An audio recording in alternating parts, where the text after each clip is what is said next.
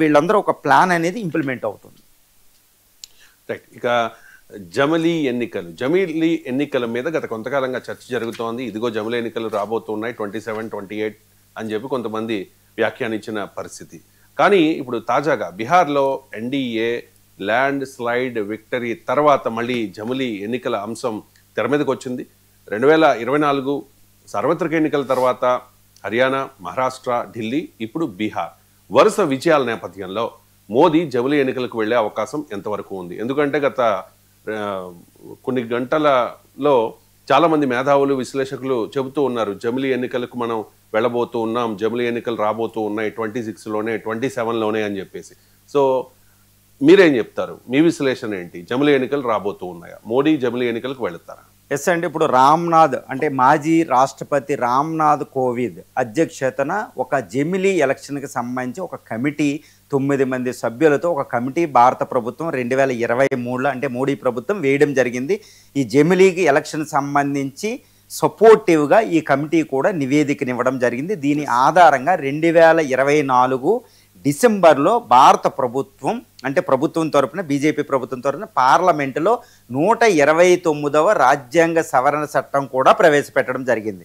అంటే అది పార్లమెంట్లో ఆమోదం పొందితే జమిలీ ఎలక్షన్స్. ఇప్పుడు బీహార్లో ల్యాండ్ స్లైడ్ విక్టరీ తర్వాత ఎన్డీఏకి ఇక మోడీ ఎంత మాత్రం తాత్సర్యం చేయకుండా జమిలీ ఎలక్షన్స్కి వెళ్ళబోతున్నారు. ఇది 2026 కానీ 27 కానీ జరగబోతుందని విశ్లేషకులు వస్తున్నాయి. కానీ ఇక్కడ అందరూ పప్పులో కాలేసేది ఒకటే, ఇదే రామ్నాథ్ కమిటీ ఒకటే చెప్తుంది, ఈ భారతదేశంలో జమిలీ ఎలక్షన్స్ పెట్టాలి అంటే, జమిలీ ఎలక్షన్స్ అంటే మోడీ గారు అంటారు 1 నేషన్ 1 ఎలక్షన్స్ అని, 1 నేషన్ 1 దేశమంతా ఒకే ఎన్నిక ఉండాలి అని. ఇది 1967 వరకే కొనసాగింది. నెహ్రూ టైంలో 1952, 1951, 52, 57 ఎన్నికల్లో మనకి జమిలీ ఎలక్షన్ జరిగినాయండి. అన్ని రాష్ట్రాలకు ఒకేసారి, అన్ని పంచాయతీలకి అప్పుడు లేవనుకోండి, అన్ని పంచాయతీలకి లోకల్ లెవెల్లో ఒకసారి, తర్వాత నేషనల్ కేంద్ర లోక్సభకు ఒకేసారి ఎన్నికలు జరిగినాయి మనకి. జమిలీ ఎలక్షన్స్ అంటే కేంద్రంలో లోక్సభకి, దేశంలో ఉన్న 28 రాష్ట్రాలు 8 కేంద్రం అంటే 33 డివిజన్స్ అన్నిటికీ, అదేవిధంగా పంచాయతీలు, మున్సిపాలిటీకి అన్నిటికీ ఒకేసారి ఎన్నికలు జరిగితే దాన్ని జమిలీ ఎలక్షన్ 1 నేషన్ 1 ఎలక్షన్ అని పిలుస్తారు. అంతటి బృహత్ కార్యం, ఒక మేజర్ మమ్మోత్ ఎక్సర్సైజ్ అనేది అసలు మాటలు కాదు. అది 1952, 57లో సాధ్యమైంది. ఎందుకంటే ఇండిపెండెన్స్ తర్వాత ఒకేసారి ఎన్నికలు జరిగినాయి. కానీ 1967 తర్వాత కొన్ని రాష్ట్ర ప్రభుత్వాలు, రాష్ట్రపతి పాలన, మళ్ళీ ఒకేసారి రాష్ట్రాల్లో కొన్ని ప్రభుత్వాలు కూలిపోవడం, మధ్యాంతర ఎన్నికలు, ఇలాగ అన్నీ డివైడ్ అయిపోయినాయి. ప్రతి సంవత్సరం ఇండియాలో సుమారు 10 ఎన్నికలు జరుగుతూ ఉంటాయి. కాబట్టి ఈ దేశం అంతా ఎప్పుడు ఎన్నికలు ఉండడం వల్ల అభివృద్ధి కుంటుపడుతుంది. కాబట్టి ఒకేసారి ఎన్నికలు పెడితే 5 సంవత్సరాల పాటు దాని గొడవ లేకపోతే అభివృద్ధి మీద దృష్టి పెట్టొచ్చు అని చెప్పేది ఎవరు? మోడీ ప్రభుత్వం. కాబట్టి జమిలీ ఎలక్షన్స్కి వెళ్తుంది, పార్లమెంట్లో బిల్లు పెట్టారు. కానీ ఇక్కడ మేధావులందరూ తప్పు చేస్తున్నారండి. విశ్లేషకులందరూ అసలు ఈ విషయానికే వెళ్ళడం లేదు. ఎందుకంటే చాలా సంక్లిష్టమైన మ్యాటర్. అదేంటంటే మోడీకి జమిలీ ఎలక్షన్స్ పెట్టడం తరమా అనేది ఇక్కడ ఇంపార్టెంట్. ఇక్కడ ఏంటంటే ఇప్పుడు ప్రస్తుతం ఇండియాలో జమిలీ ఎలక్షన్స్ పెట్టడం అనేది అసాధ్యం, కుండ బద్దలు కొట్టినట్టు చెప్పొచ్చు. ఎందుకు? జమిలీ ఎలక్షన్స్ పెట్టాలంటే భారత రాజ్యాంగంలో 18 సవరణలు చేయాలి. 18 సవరణలు. ఇందులో కొన్ని చాలా సవరణలు ఎలా చేయాలనుకుంటున్నారు? పార్లమెంటు ఉభయ సభల్లో 2/3 మెజార్టీ, ఫుల్ మెజార్టీ కావాలి. కొన్ని రాజ్యాంగ సవరణలు ఆర్టికల్ 73 ఆర్టికల్లో ఎలా ఉంటుంది అంటేనండి, ఆర్టికల్ 83, ఆర్టికల్ 172, ఆర్టికల్ 324, 325 ఇలాగా సుమారు డజన్ల కొద్దీ రాజ్యాంగ సవరణ చట్టాలు చేయాలన్నమాట. ఈ చట్టం చేయాలంటే 2/3 ఉభయ సభల్లో, బోత్ హౌసెస్ ఆఫ్ ద పార్లమెంట్లో 2/3 మెజార్టీ కావాలి. దాంతోపాటు సగం పైగా రాష్ట్రాలు ఆమోదం కూడా పొందాలి. గుర్తుపెట్టుకోవాలి, సగం రాష్ట్రాల్లో బీజేపీ ఉంది కదా, ఆమోదం పొందిద్దంటే మరి పార్లమెంట్లో ఉభయ సభల్లో 2/3 మెజార్టీ బీజేపీకి లేదు కదా, అది గమనించాలి. అంటే అసాధ్యం, ఇది అసాధ్యం. అంటే జమిలీ ఎలక్షన్స్ అనేది అసాధ్యం అని తెలుస్తుంది. జమిలీ ఎలక్షన్ సాధ్యం అవ్వాలి అంటే కాంగ్రెస్ యాక్సెప్ట్ చేయాలి. దాంతోపాటు చాలా అపోజిషన్ పార్టీస్ అన్నీ ఏకాభిప్రాయ సాధన వస్తేనే జమిలీ ఎలక్షన్స్ పెట్టాలి. కానీ నిపుణులు, మనం ఒక్కసారి పార్లమెంట్ ఇండిపెండెన్స్ వచ్చిన తర్వాత ఈ ప్రజాస్వామ్య ఎన్నికలను గమనిస్తే జమిలీ ఎలక్షన్స్కి ఇప్పుడు అన్ని పార్టీలు అంగీకరించడంలా. జమిలీ ఎలక్షన్స్ పెడితే అంటే 1 నేషన్ 1 ఎలక్షన్ పెడితే జాతీయ పార్టీల ప్రాముఖ్యత పెరిగిపోతుంది, ప్రాంతీయ పార్టీలు పక్కకు వెళ్ళిపోతాయి.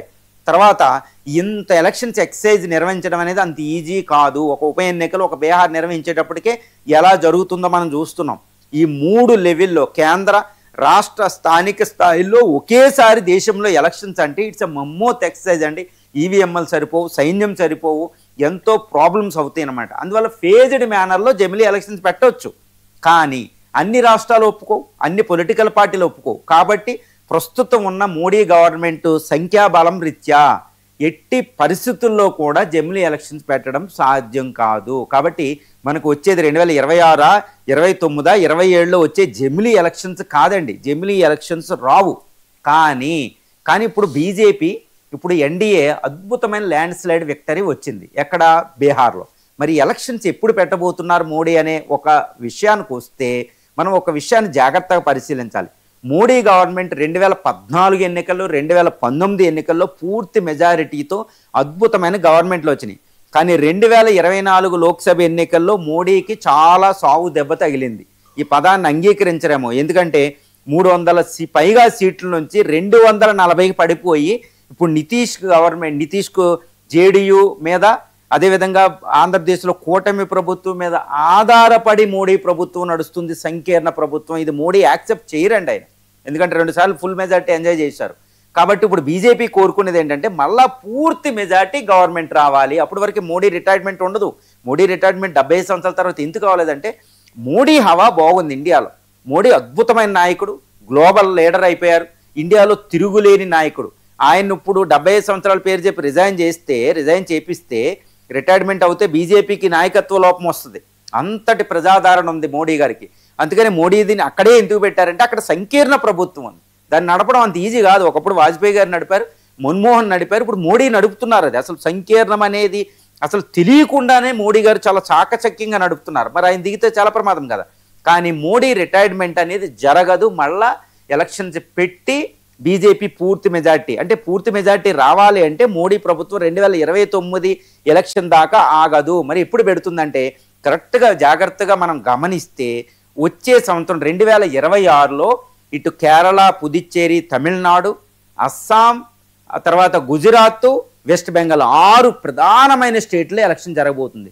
2027లో అక్కడ యూపీ, ఇలా పెద్ద పెద్ద రాష్ట్రాలు మళ్ళా ఎన్నికల్లోకి రాబోతున్నాయి. దీన్ని గమనిస్తే మనం ఏం చేయాలి అంటే వచ్చే సంవత్సరమే 6 స్టేట్లో ఎలక్షన్స్ రాబోతున్నాయి. ఇక్కడ వెస్ట్ బెంగాల్ అనేది కొరకొరాని కొయ్య మోడీ గవర్నమెంట్కి.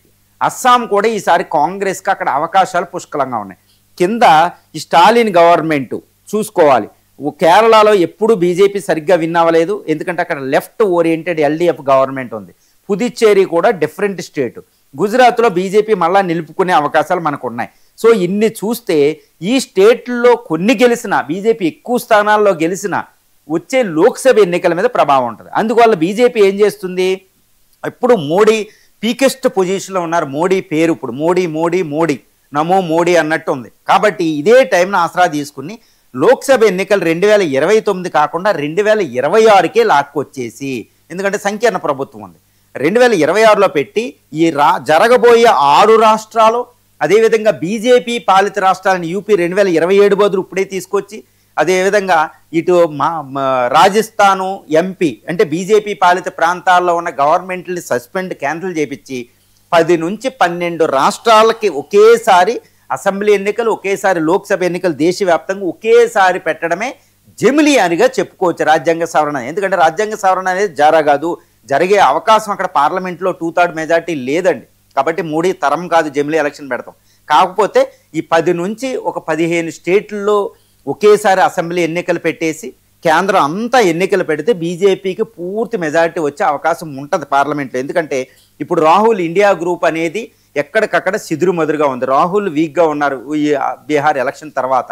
మళ్ళీ మమతా బెనర్జీ వీళ్ళందరూ ఇండివిజువల్గా పోరాడితే శక్తి ఉంటుంది, కానీ కేంద్రం లోక్సభ ఎన్నికలతో కలిపి పోరాడేశారంటే మోడీ హవా ఎక్కువ ఉంటుంది. కాబట్టి మినీ జమిలీ ఎలక్షన్స్గా మనం చెప్పుకోవచ్చు. ఇది ఎప్పుడు జరగవచ్చు అంటే 2020 సంవత్సరం అంతానికి, అంటే ఈ కేరళ, పుదుచ్చేరి, తమిళనాడు, వెస్ట్ బెంగాల్, అస్సాం, ఈ గుజరాత్ ఎలక్షన్తో కలిపి ఇటు యూపీ ఎలక్షన్ అన్నీ పెట్టేయచ్చు. మరి వచ్చే ఎలక్షన్ 2020 తర్వాత ఎవరు ప్రధానమంత్రిగా ఉంటారు అంటే మోడీ ఉండరు, మోడీ రిటైర్మెంట్ అవుతారు. కానీ రిటైర్మెంట్ తథ్యం, ఎందుకంటే 75 సంవత్సరాలు నిండిని. మరి ఎవరిని పెడతారు అంటే యూపీ సీఎం ఉన్న ఆదిత్యనాథ్ని పెడతారు. ఇది చాలా పెద్ద జాగ్రత్తగా బీజేపీ ఒక లాంగ్ టర్మ్ ప్లాన్గా అమలు జరుపుతుంది. మనం ప్రస్తుతం ఇండియాలో ఉన్న రాజకీయ ముఖ చిత్రాన్ని చూస్తే మనకు అదే అర్థమవుతుంది. ఎందుకంటే ఇటు కాంగ్రెస్ ఇండియా గ్రూప్ని ఎక్కడికక్కడ డివైడ్ చేస్తున్నారు. డివైడ్ అండ్ రూల్ పాలసీలో వాళ్ళు విడిపోయి ఉన్నారు.